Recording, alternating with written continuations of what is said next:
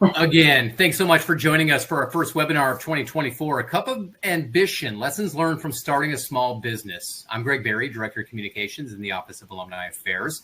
Since this is a virtual event, please excuse any technical issues or glitches that may pop up. If you experience problems with your video or audio, click the reconnect button to get back to the webinar right away. Before we begin, I want to go ahead and ask a quick question. Select the one of these four that best represents you. Have you just started your own business? You'll be opening a new business soon. You're interested in owning your own business and just wanted more information, or are you here for some other reason? I'll leave the poll up for a few moments. This webinar is being recorded. We plan to have the replay uploaded on our website by tomorrow. Also, if you have questions during tonight's presentation, drop it in the chat. We'll have time for Q&A throughout the presentation. So if you have something, I'll go ahead and address it and have James and Jill answer it. So we have the answers, and it looks like about half of our audience is interested in going into business for themselves. 20% each just started their own or is going to be launching very soon. Thank you so much for taking time to participate in our poll. Tonight, we welcome Joe Marlar and James Lill, owners of Filter Coffee Parlor here in Birmingham. Jill is a UAB alum, earning her bachelor's degree from the UAB School of Education in 1995. Her husband, James, has worked at several coffee shops and founded Birmingham Restaurant Week and worked with Rev Birmingham. At this time, I would like to welcome the couple in for today's presentation and turn things over to you. And this is going to be interactive, so I hope the audience is ready, and we'll get those questions coming at you. Thank you so much for taking time out of your day and joining us.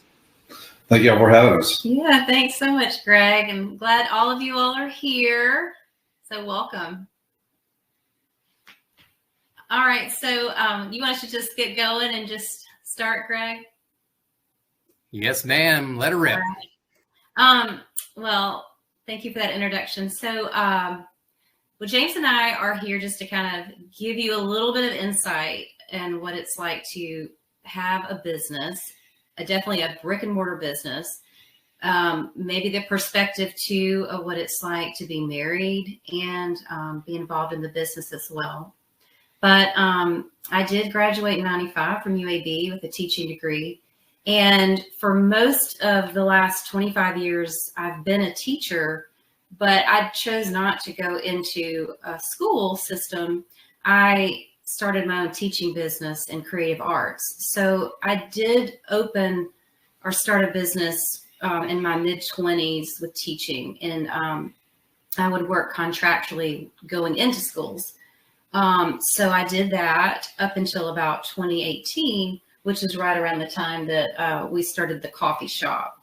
And so that's been a big difference too, is to compare what it's like to have a business that was a non-brick and mortar and then what it's like to have a brick and mortar. So I don't know where a lot of you fall with what your plans are, but I can maybe give you perspective of both and how they kind of compare.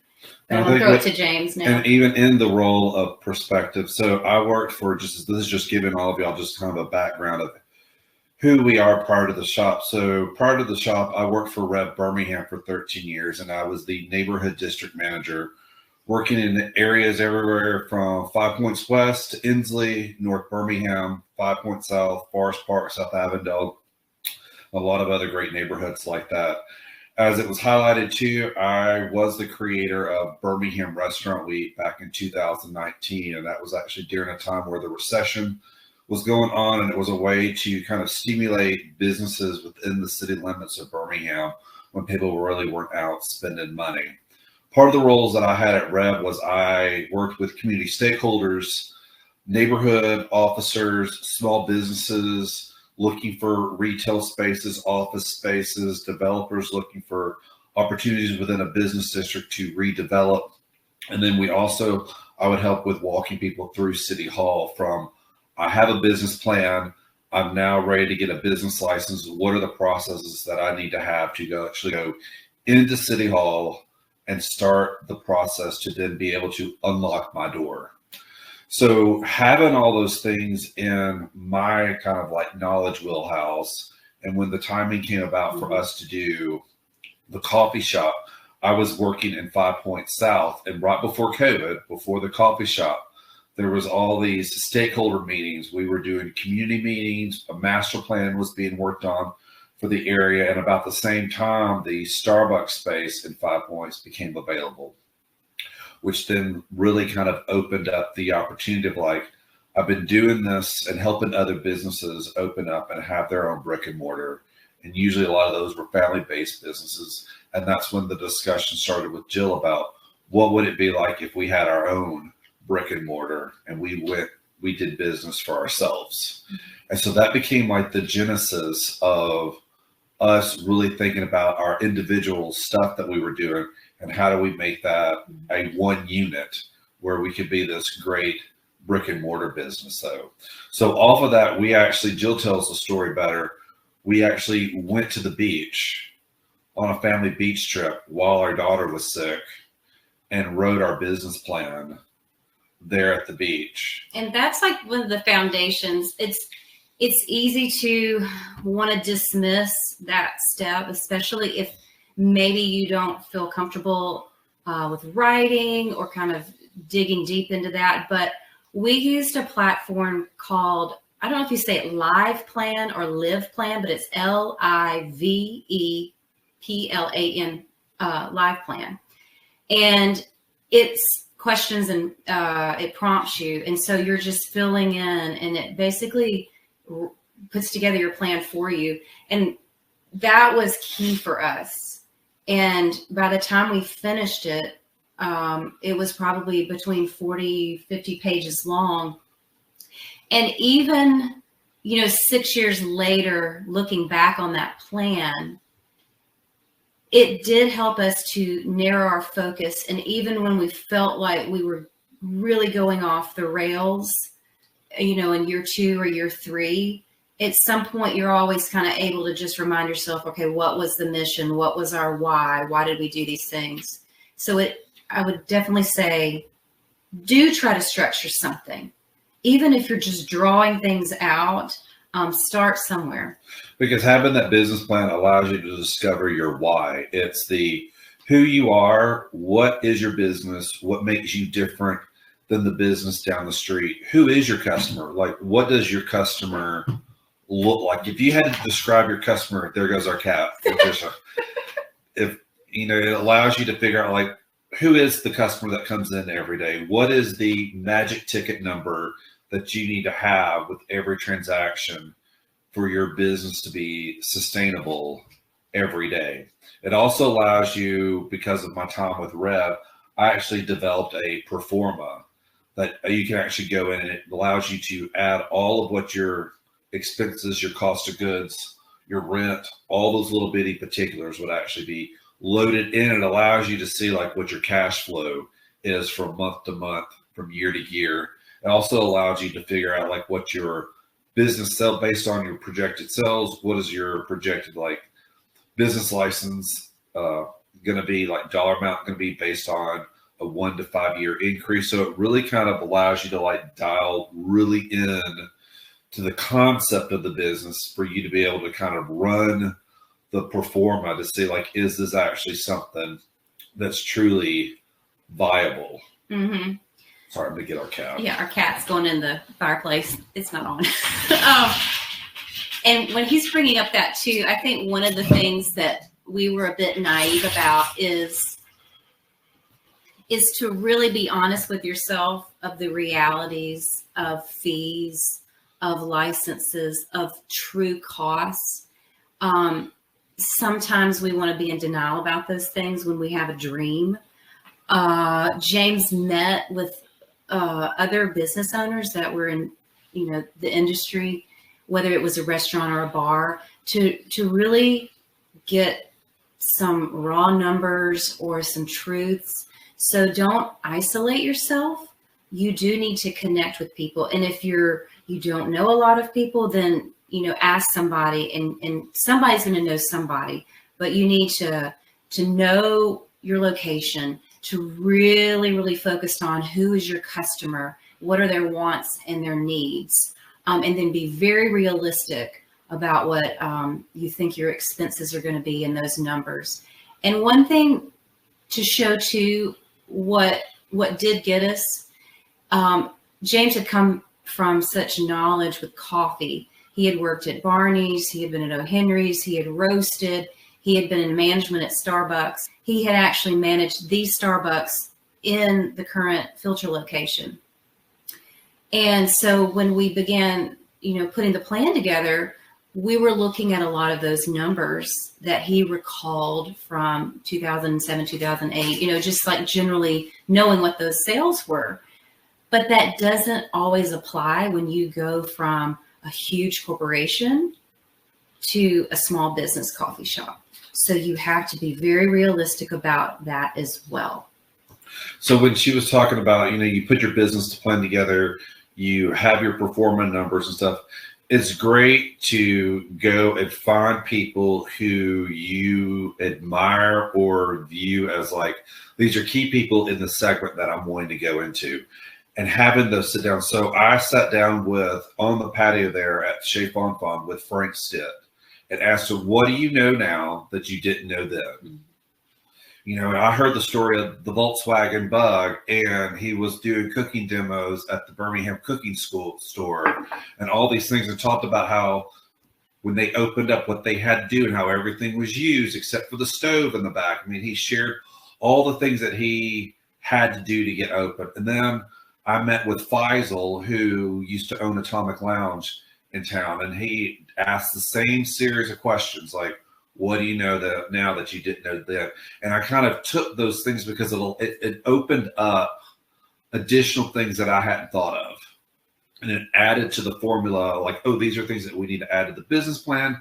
These are the things that we need, because I knew I wasn't an expert, but I wanted to gain knowledge from those experts. What it also allowed me to do too was develop a document that now once we started looking for a space, what are the things that I need to be asking for in a lease, in a space? What are the things that I should think about? What are the things that should just be the landlord? So I was really able to build a to-do list of like, here's what I will be asking from my landlord.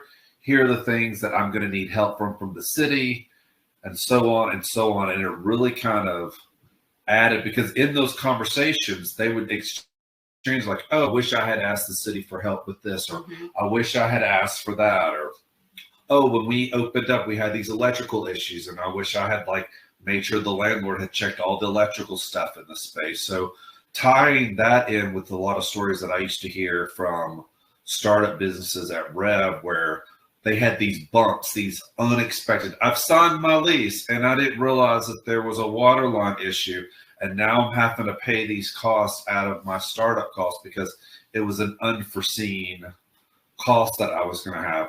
So in all that, when it came contract time and lease time and stuff, we were actually going to a landlord saying, like, before we take your space, you're going to need to have the electrical checked, and we're going to need to see an report, an inspection report from the electrician, and plumbing, and the HVAC, and all of these little things. And we're also needing this much in tenant improvement allowance, because what I learned from people was like, if you're doing improvements to someone's space, you can't walk away with that wall that you put in. That's on the landlord. So we actually knew how to ask for the right amount of tenant improvement allowance on top of all the additional things that were done to get the space turnkey ready for us to be able to walk in the door and start the build out.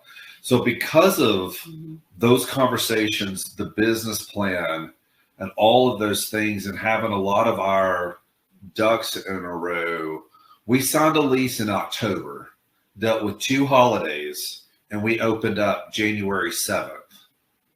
So we pretty much did build out in less than 3 months to open up a shop in a space that was essentially Starbucks had gone in and had taken everything out but the walls. And we were able to kind of come in and re-jumpstart the space and get the space open in less than 3 months with 2 holidays. But at the same time, because of the bumps, I learned at Rev is that you got to have your own toolbox. because it is just you getting a space opened up, and you're not going to know the right people at City Hall or anything like that to really help move you along. So you almost have to go into, before even starting the build out, wherever you are, of like, who are going to be my allies at City Hall. Prime example of not having allies.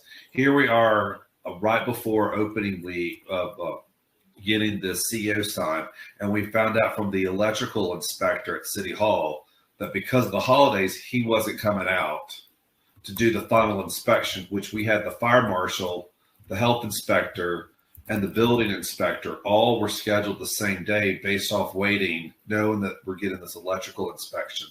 The guy called and said he wasn't going to show up. And just because I knew some people at City Hall, they were able to then make some calls, called me back on a conference call with the department head saying, hey, we're sorry, but someone's going to be out today to do your inspection. Because if that hadn't happened, it would have been into January before anything happened. So you almost have to have all of your ducks in a row. You have to think about all the worst case scenarios and then really define what is my small business toolbox. Mm-hmm. What is that toolbox? Everything from what I'm going to ask for in my lease and what I'm not going to say no to in my lease, that yes, the landlord should do this, to who are all the people that I need to be talking to? What are all the forms that I need to do? How do I streamline my permitting process? Because there is fast permitting processes at City Hall.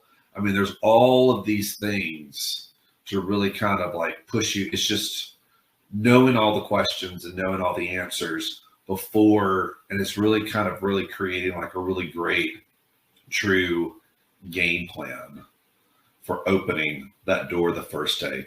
But even outside of preparing and being so well prepared, nothing prepares you for the day that you unlock the door, because it's a whole different world once you unlock the door, because now it's like you're in live motion and there are a whole set of things that you hadn't even thought of with employees, staffing, cash flow, all those little things that you've done your numbers and now you're in motion and everything. And it's just all just spinning.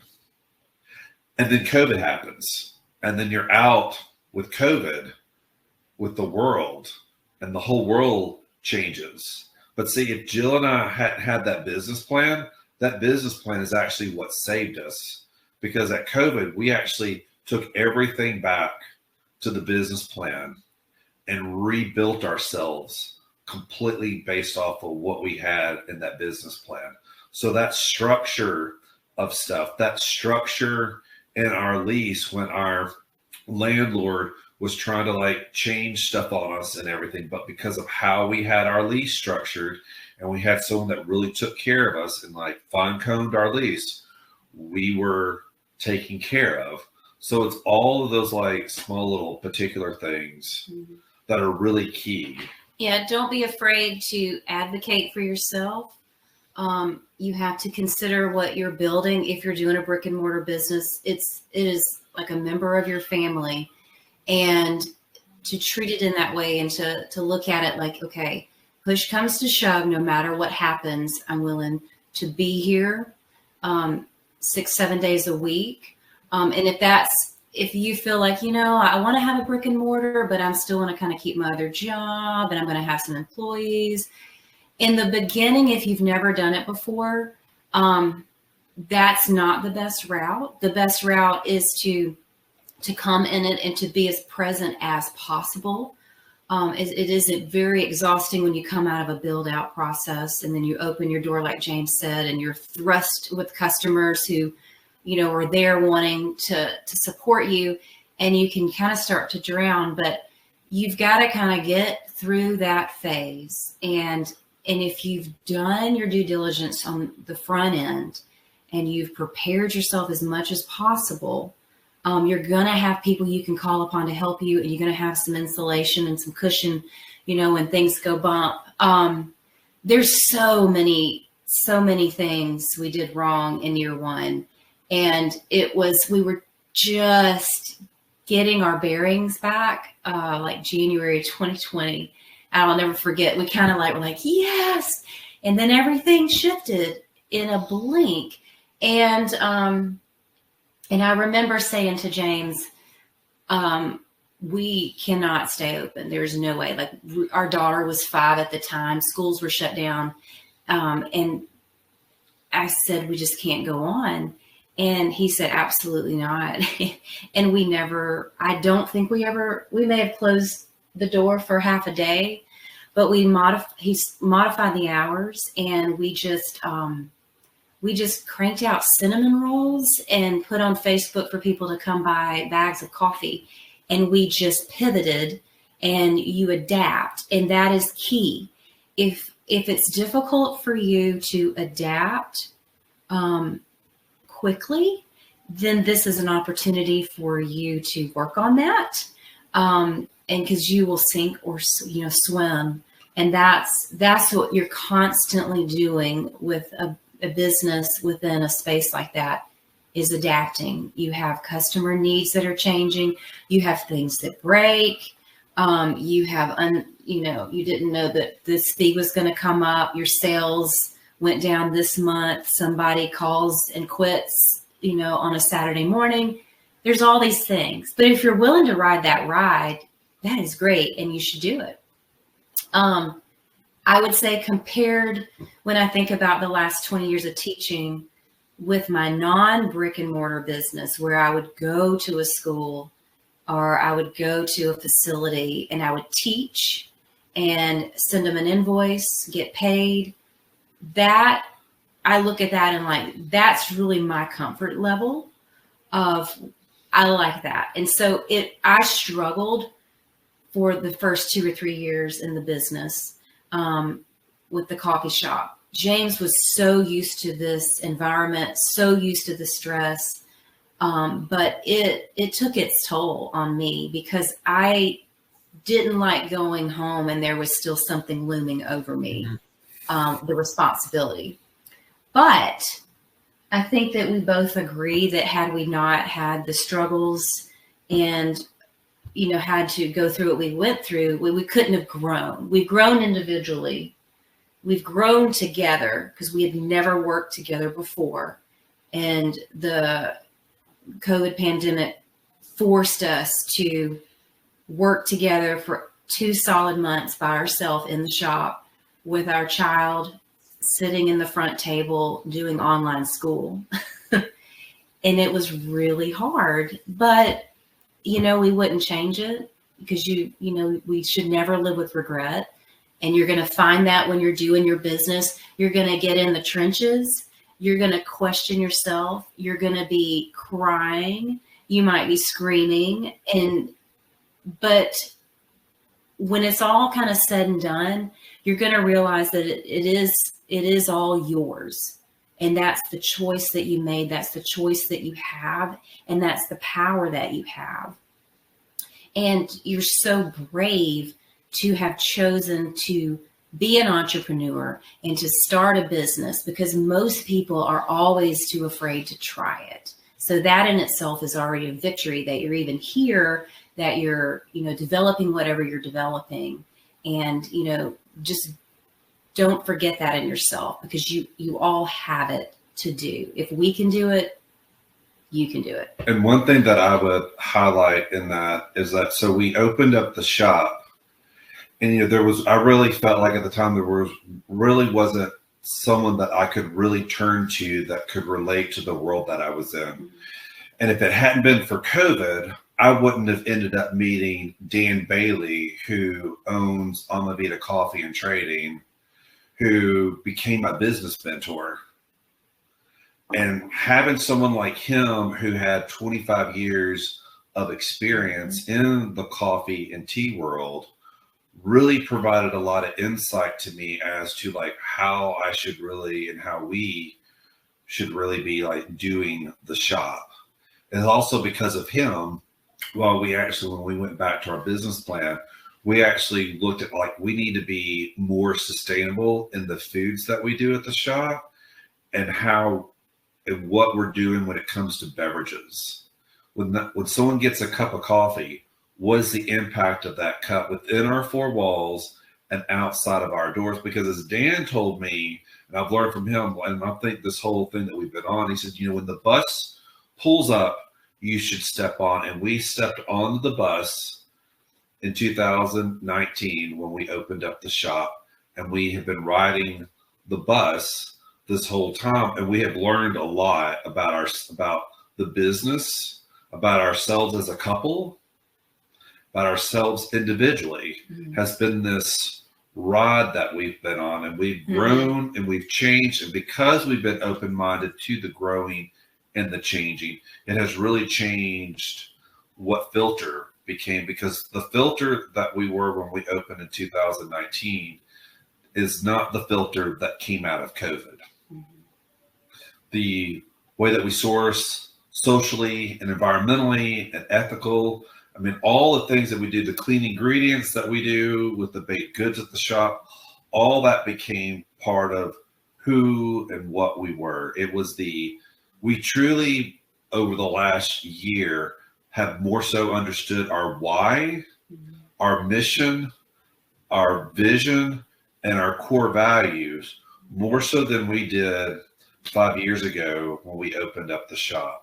Because we had those things in our business plan and we write them out, but you don't really understand those things until you've actually experienced it and are able to actually live it and breathe it, because you got to have a North Star.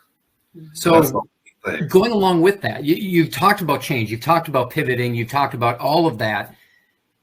Was adapting part of the business plan? Was it included? And if so, how was it stated? Oh, was adapting part of the business plan? That's a good question. I'm not sure I don't think that it probably was somehow in that plan. I think that's just a reaction, just something that both of us did. But no, I don't think it was part of the business plan. But I know that when we were putting notes together for tonight, that was one of the number one things that we thought about, is that is so key to having, when you have a business within a space, particularly, is adaptation and being able to kind of maneuver pretty quickly.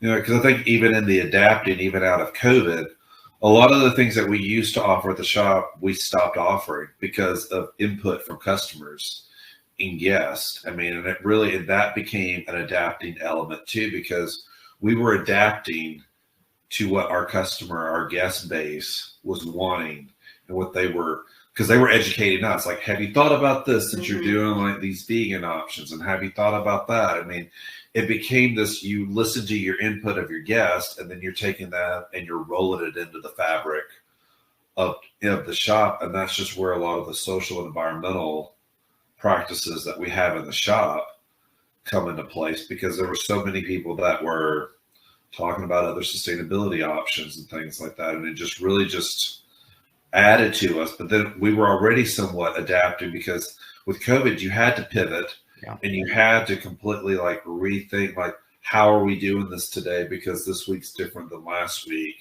And what's the changes that are needed? It's just like all the bumps that happened. We had to adapt to all the bumps that were happening in those 3 months of build out, because it was just us. And it was we have to keep the needle moving. So we can't let this roadblock be a roadblock for us. How do we overcome the roadblock? There's an answer to this problem. How do we address the problem? So we were having to always adapt and problem solve. And I feel like that's what we've been doing for 5 years, is adapting and problem solving. And how do we take things to the next? So besides maybe something on adapting being included in the business plan, what do you looking back? I mean, this is a 50-page document that you guys put together. What was missing in that business plan that other entrepreneurs could go, you know what, that would actually benefit us? You don't know until you are physically thrown into something. Till you unlock the door. Yeah, because on paper, you structure yourself and your employees, and maybe you've got this manager in place and you see your days and everybody's schedule, and it all looks great. And then you don't think about people quit, people get sick, things break, all of these things. And then it's all out the window. You can try to avoid things as much as possible and stay prepared, but it is always changing. And like I said, if change is hard for you and adapting does not come easily, you need to be very self-aware before getting into something that it's going to be, a part of it. But gosh, I think that's where the juicy part of life is when you really can push yourself out of a comfort zone.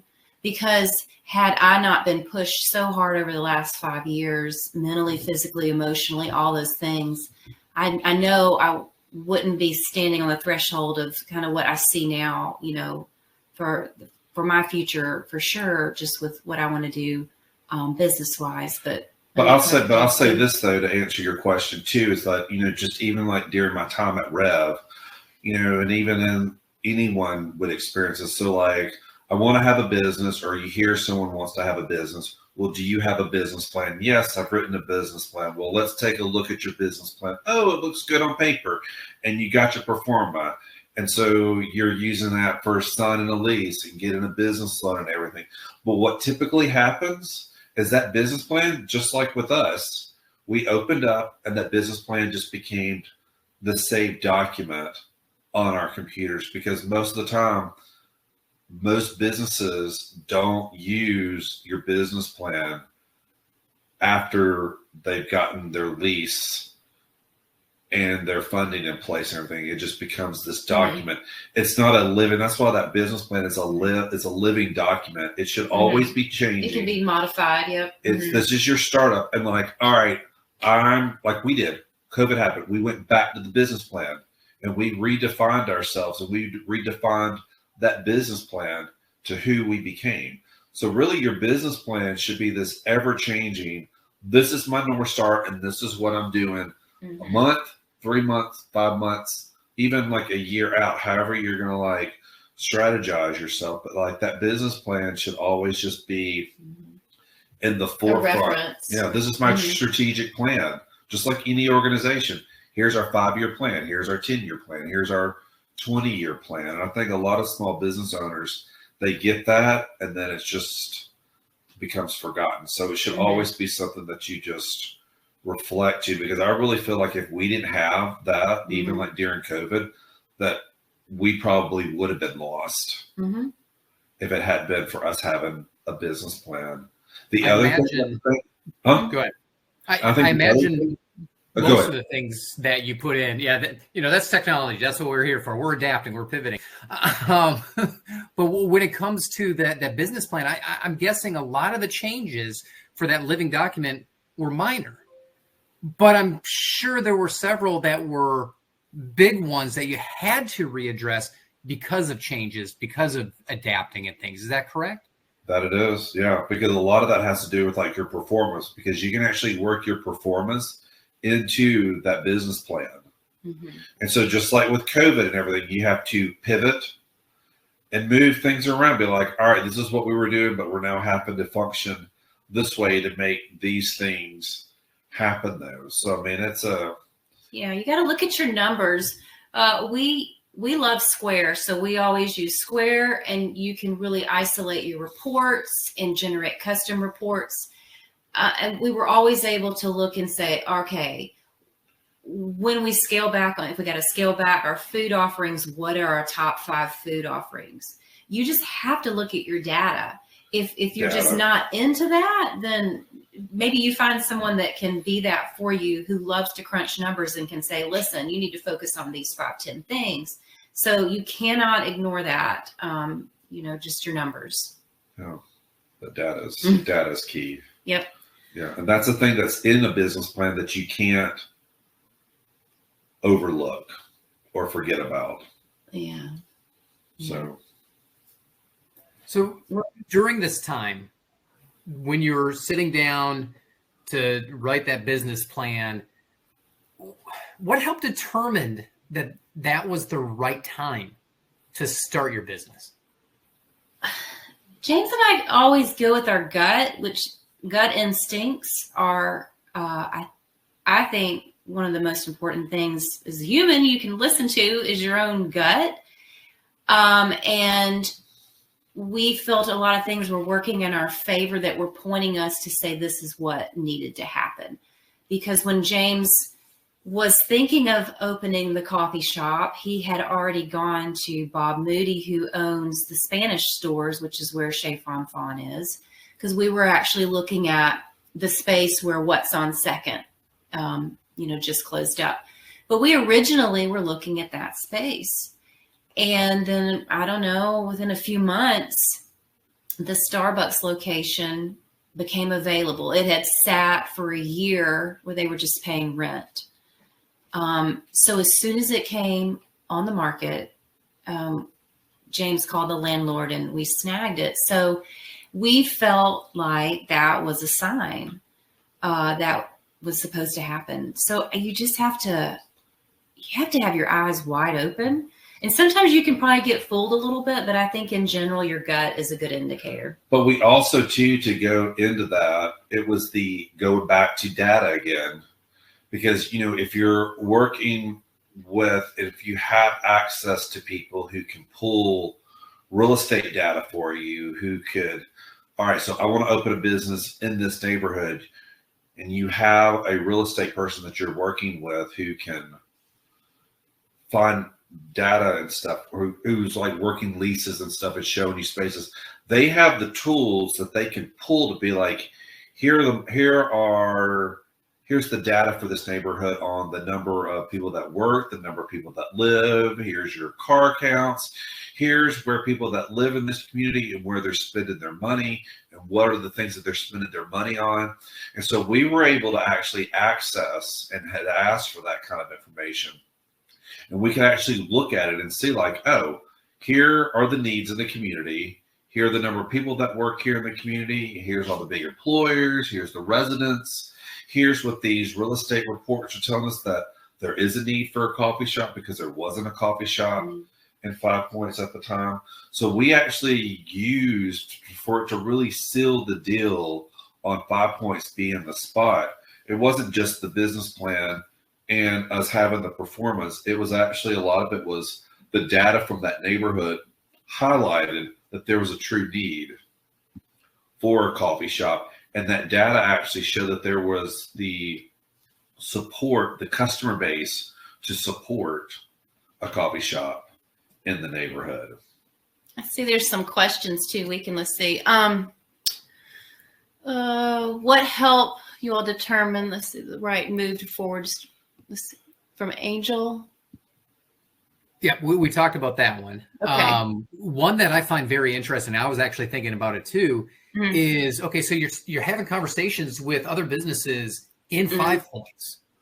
What benefits them for having that conversation? Because you might be a competition to some of them.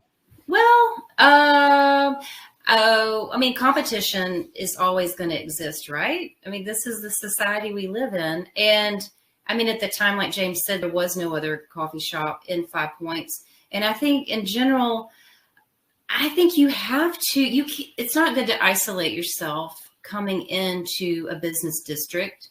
I think it's always best to come in and listen to the people that have been there. Maybe they've been there a long time. I even think about, Frank and them, they've been there, 30 years? 30. Chris next door at Eyes Optical. She's been there since the 90s. I think it's never good to jump into any situation and not source and, some advice, check in. And because I think most often people want you to succeed and want to help. So I always err on the side that you should reach out. Yeah.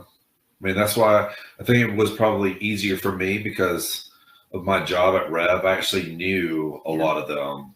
I even talked to George at Ocean at 5 Point Public House. Agatha, whose brother Nick owned Jim and Nick's at the time. I mean, those are other people that I spoke with about this just for input and suggestions and stuff. But there's a lot I've learned in Birmingham that a lot of people will share because as I've learned from others, I'm only sharing with you because someone else shared with me, right. Or I'm helping you because someone else helped me. So I'm just making sure that I'm paying it forward though. And we experienced a lot of that when we were putting our business plan together. Yep. And I think whether you know people or not, just having, I think some people would kind of find it flattering, like, oh, you're wanting to pick my brain. Right. That's great because they're getting to be helpful. And I think a lot of people in this town do want to be helpful, especially for the small business community that we have, because, the small business community in Birmingham is the backbone to Birmingham's economy.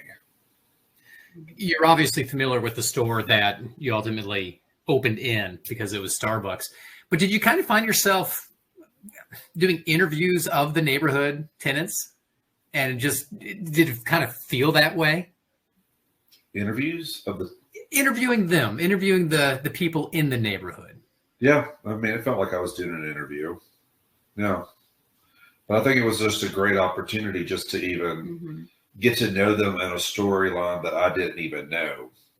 But James and I find people really fascinating, and I think that's what worked for us at the coffee shop is we designed the bar to be, even when the barista's make an espresso, it's facing towards your customer and there's a bar you can lean against. We wanted our shop to kind of feel like Cheers and be this hub. So we like to talk to people and we like to hear about people. We like to know what their life is like. And we have a real appreciation for their story. And so I think that's what always was at our advantage is James was never shy about asking for help or advice, and that worked in our favor. Like I said, if I just discourage anyone from ever being like an island when you're starting your own business. If it's going to be a brick and mortar, I think that it's just going to be really so much harder if you don't reach out. And I think there are a lot of people out there that would help, regardless of maybe competition or not. I've learned in this city that people will help. People will help, and they can be there for you, even whether it's a short sit down or a long sit down. They'll provide the information or some data or just share a few tips with you. We're really kind like that in the city. And somebody asked a question about whether we started it for money or for independence. What was our motivation? I think it was both. Yeah, I mean, we wanted, to be able to sustain ourselves, obviously with an income from a coffee shop.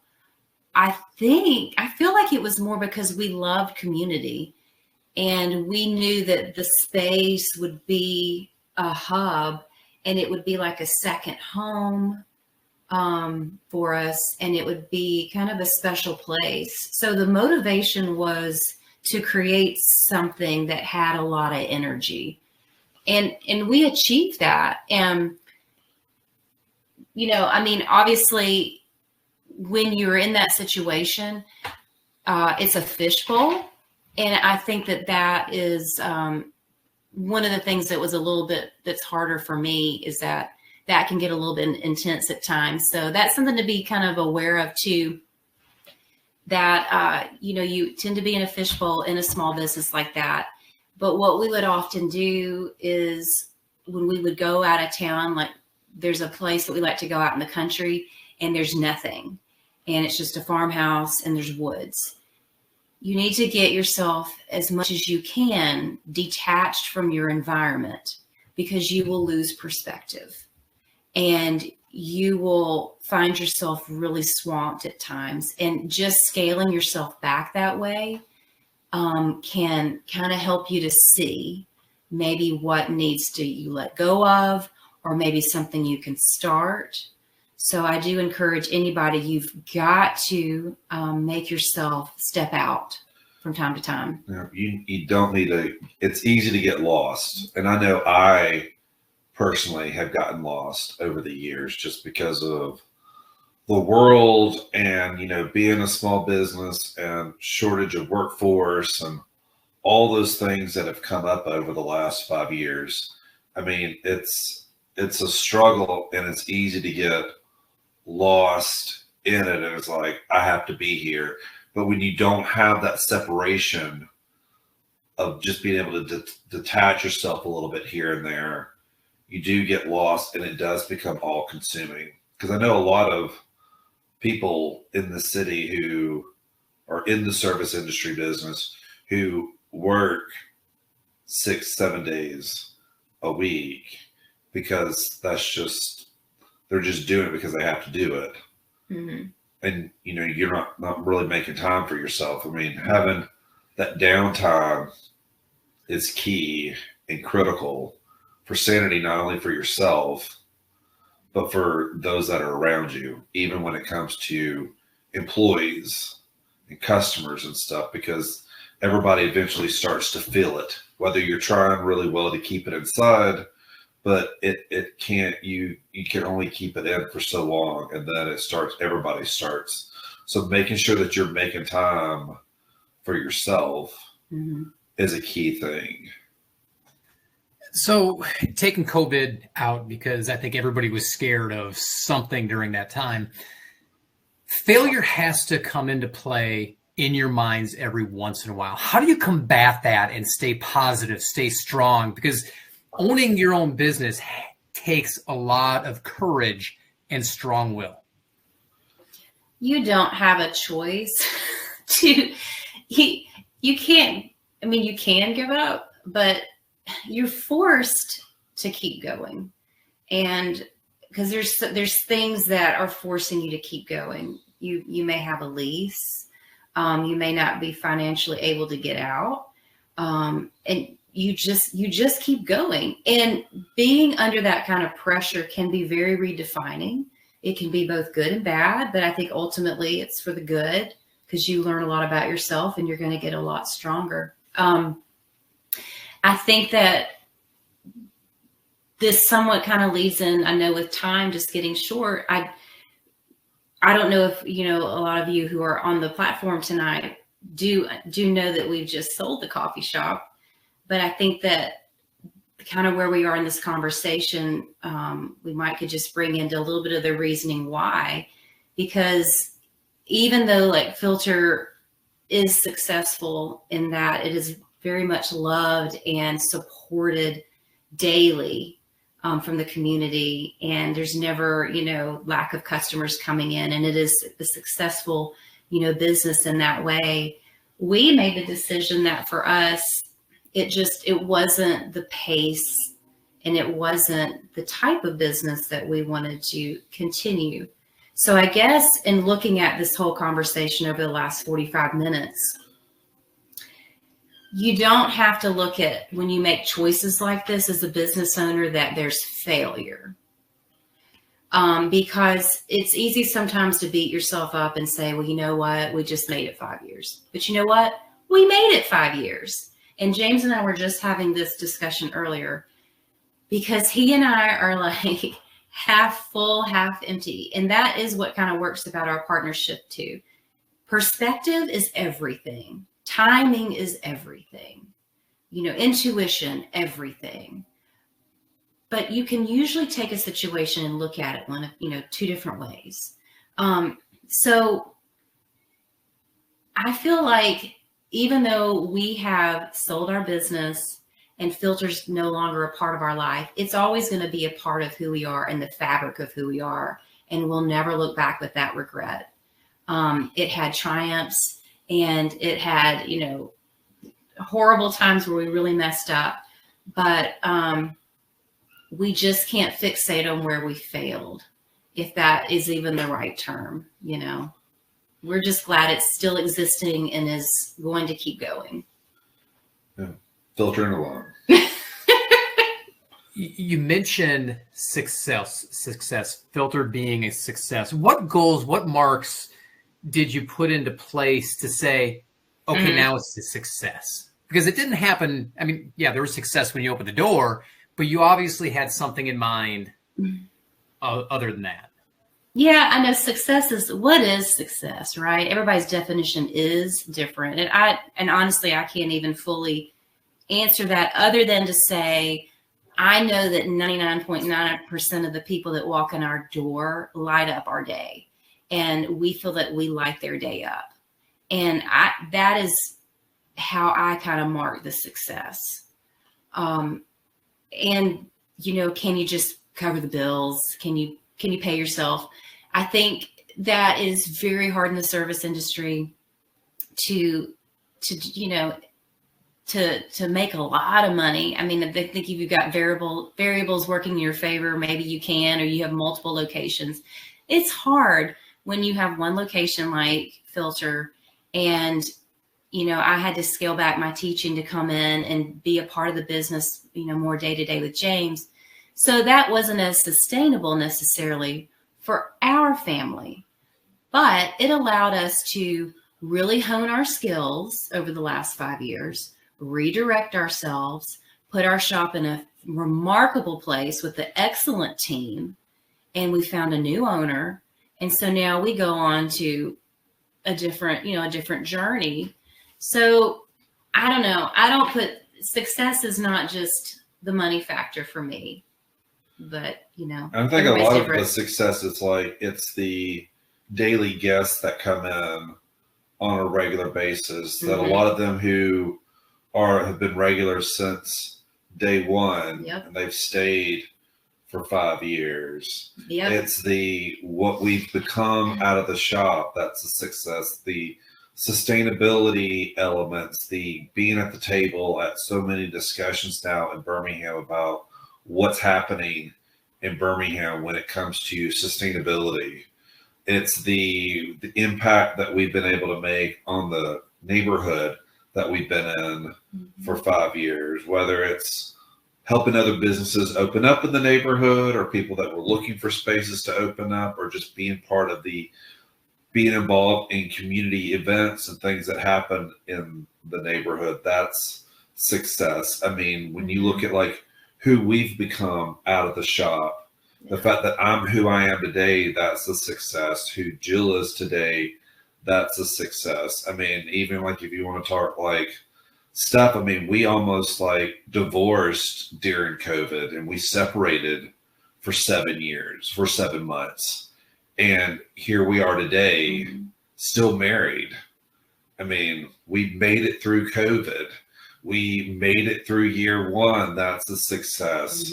We made it through build out. I mean, there's a lot of different elements of success that I think goes all the way from our guest to all the success marks that happen, leading all the way to when we signed a lease, because success was getting approved by the SBA based on our business plan and pro forma to be able to get the funding we needed to open up a shop. So that's everything from a guest to the beginning of the business plan.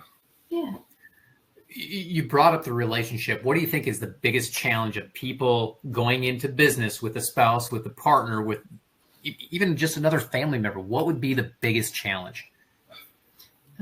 If you may think that you know yourself or your partner, but you really don't until you're put in that fishbowl, because there's so many external forces that are just going to press down from time to time. And you maybe haven't had to deal with that before. And so when you're put in that pressure cooker, there'll be parts of yourself that you'll find that you didn't even know were there. So I have to get the cat again. My cat is going crazy, but, like I said, 2019 was a hard year because it was our first year. And then we went into 2020. Yep. We had a lot of things that were hard for us, and we felt really guilty, I think, a lot of the time over these years about what our personal life was looking like, what family life was looking like. But now we're kind of standing kind of with a lot of that behind us to say, well, it maybe was very necessary. And we're going to take from it all the good that we can and the lessons learned. And you keep going and you move forward. And anybody that's here tonight, you obviously already have in you the desire to be your own boss. And that says so much already about yourself. So just don't beat yourself up too bad if things go wrong or you make poor choices, because we all do. And just a lot of times people don't talk about them, but we wanted to be as honest as we could tonight with all of you to know that sometimes you can go through some really hard things that you think are not going to turn around, but they can. And so I'm always a believer in all this too, that if kind of like the scenario, the quote earlier about if the bus shows up, you should get on.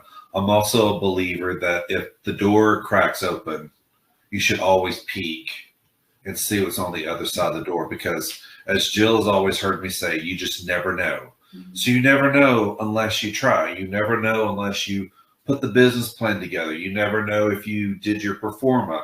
You never know until you sit down with some people that are experts in the world that you want to go in and get their advice. You just never know. You never know until you look at a space like, is this really what I want to do? Is like be the owner of this space for 5 years. You just never know until you unlock the door for the first time, mm-hmm. and you ring up that first guest for the first time.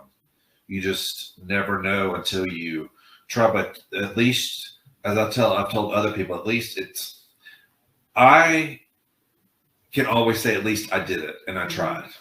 That's right. And here are the things that I view as success out of me doing this for 5 years. Not everybody gets to say that they've done that, because not everybody's willing to take the plunge, take the step. So it's all about how far are you willing to kind of like, if you have a dream and you want to have a coffee shop or a plant shop or a retail shop or a restaurant because you love cooking at home, or baking because you love baking cakes and all your friends say that you should have your own bake shop. Well, what are the things that you can do to test those things, like at a farmer's market or pop-ups or whatever the case may be? Try your concepts, play with it. Maybe you shouldn't be something full on, but maybe it's like a mini version of it. And that's what you're intended to be. It's just this mini element of this idea that you have. At least you're doing it and you've tried it and you've been able to say, I did that. Would you do it again? Would I do this again? Opening a business. Yeah, I would. I mean, James probably would. I'm a teacher and an artist, and those are things that I'm going back to in the coming year, where I'm just more of an independent contractor and setting my own hours. And I think that that's going to work a little bit better for us, is to have that space again. But yeah, I mean, would we do it again? Yeah, we'd have to do it again to be these people that we are today. So. Yeah. Awesome. Jill, James, thank you so much for sharing your story and joining us tonight. Thanks for all your comments too. I was reading them. Thanks, everybody. Thank you so much. And you can hear more about Jill's story through the UAB Green and Told podcast. She was featured on episode 40 on March 1st, 2021. Find it on the Apple Podcast app and Spotify by searching UAB Green and Told. And a quick reminder, a replay of tonight's webinar will be uploaded on our website by tomorrow. Live attendees will receive an email once the link is ready. Don't miss out on other upcoming webinars. Come back on Thursday, January 18th for Eating Well on a Budget, wallet-friendly strategies for nutritious meals, as we learn how to get the best bang for our buck with Emily Davidson, UAB Employee Wellness Manager. On Monday, February 12th, join us for The Science of Chocolate, Melting the History in Science. Dr. Lizzie Davis will return to explore what's behind this delightfully delectable food. On Tuesday, March 5th, be part of our UAB Alumni Career Design Fellowship, How to Design a Career You Love. Mission Collaborative's Steph Zuck will join us to discuss the basics of a 4-step career planning process. And on Tuesday, March 26th, come back for The Science of Graying. Is it possible to turn back time? Where Dr. Melissa Harris will give us the hair-raising answers on what's behind hair growing gray. Register for these and more in 2024 at alumni.uab.edu/events. Finally, we'd like to know how we're doing. The QR code on your screen will take you to a very brief survey. Share your thoughts with us as we continue to offer virtual presentations like today's. Again, thank you so much for joining us. And as always, go Blazers.